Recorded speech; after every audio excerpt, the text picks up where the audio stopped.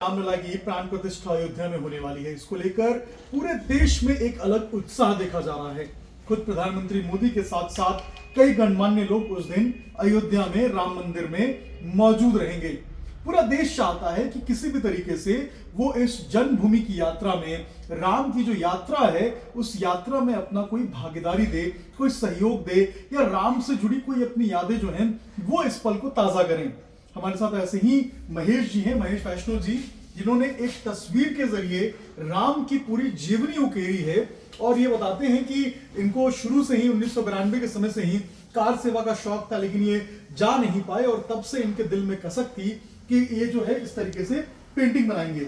क्या था पूरा मामला, कैसे आपको प्रेरणा मिली और कितने दिनों में आपने इसको तैयार किया? एक्चुअली ये आंदोलन जब चला तो मेरा राम के हनुमान जी मेरे इष्ट है, तो मेरे मन में था कि मैं कार सेवा में जाऊं, पर घर वालों ने जाने नहीं दिया, छोटी उम्र थी। तो उसके बाद मैंने पेंटिंग काम शुरू किया और जब राम मंदिर बनने का निर्णय हुआ तो मेरे मन में था कि कुछ ऐसी बनाऊं पेंटिंग की बिल्कुल विश्व का पहला पीस हो। तो हनुमान जी ने मेरे को जून महीने में स्वप्नों में दर्शन दिए और उनका आदेश हुआ कि एक पेंटिंग प्रभु की मेरे बना। तो मैंने ये बनाना चालू किया और जून से स्टार्ट किए, लगभग 7 महीने का टाइम हुआ। और इसके सारे जो स्केच किए मैंने रामायण जी पढ़ के और इमेजिनेंस किए, किसी की कॉपी नहीं है, और स्केच 2.5 महीने में पूरे हुए और उसके बाद इस 7 महीने में पेंटिंग बन गई। तो ये स्केच बनाने के लिए क्या आपने पूरी रामायण पढ़ी थी, सब ज्ञान लिया था, उसके बाद आपने बनाया था? जी, रामायण जी पढ़ी और मेरा पेंटिंग का काम है तो बस भगवान के रामायण जी सुनते हुए ही पेंटिंग बनाता हूँ और फिर जब समय मिलता है तो पढ़ता भी हूँ, तो उसके हिसाब से मैंने स्केच। अगर आप इस पेंटिंग में देख पाएंगे तो यहाँ पे संतान प्राप्ति के लिए यज्ञ और ये 1 नंबर से स्टार्ट हुआ है और उसके बाद ये कहाँ तक गया है, कितने नंबर तक गया है? ये 108 भी है। ये 108वें नंबर जी। और ये लास्ट में राम मंदिर की पेंटिंग। ये राम मंदिर की मेरा उद्देश्य था कि भगवान राम के जन्म से पहले और आज तक जो है राम जी जो विराजेंगे 22 तारीख को, वहां तक मैंने बनाया है।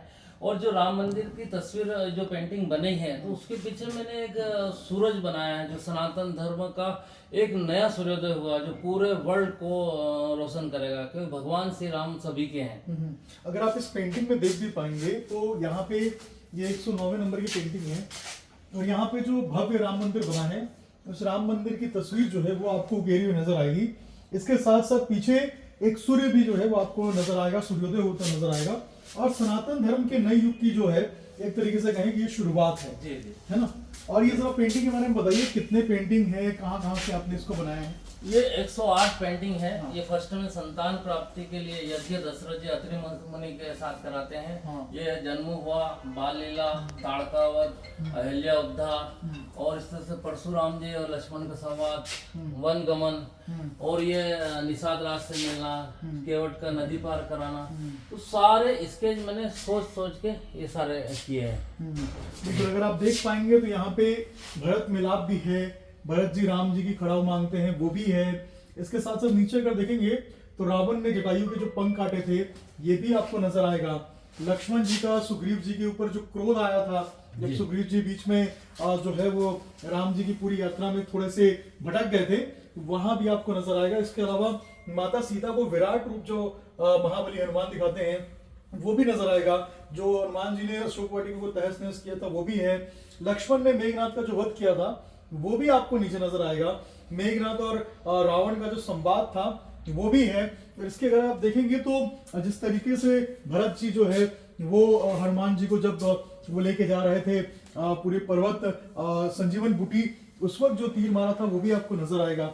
इसके अलावा अगर आप पूरा देखेंगे रावण वध तक वो आपको नजर आएगा। देखिए यहाँ पे जो रावण वध है वो यहाँ पे आपको नजर आएगा। राम जी ने राम का वध किया था, मंदोदरी जो है वो रह रही थी, विभीषण समझा रहे थे। ये आपको पूरा जो एक लीला है, राम की पूरी जीवनी है, वो इस एक तस्वीर के अंदर 109 टोटल है ना, 109 ब्लॉकों के जरिए जो है वो करके समझाया गया। अच्छा, ये यात्रा कितनी मुश्किल थी आपके लिए पूरे पेंटिंग की?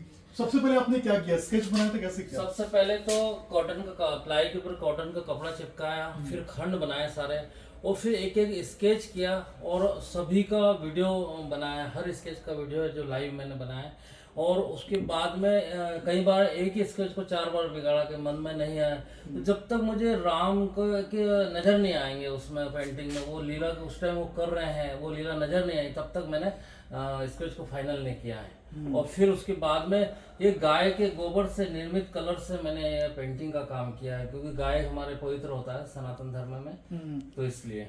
तो ये गाय के गोबर से समझा नहीं मैं, किस तरीके से आपने बनाया इसको? जो गाय के गोबर के पेंट आते हैं ना मिक्स मिला के, वो मैंने काम किया है इसमें। अच्छा। और बाहर, अंदर तो हनुमान जी है ही है, पर बाहर जो सिंदूर रंग हनुमान जी को पसंद है, तो एक सिंदूर रंग के रूप में हनुमान जी भी इस पेंटिंग में बाहर भी है, अंदर भी मौजूद है।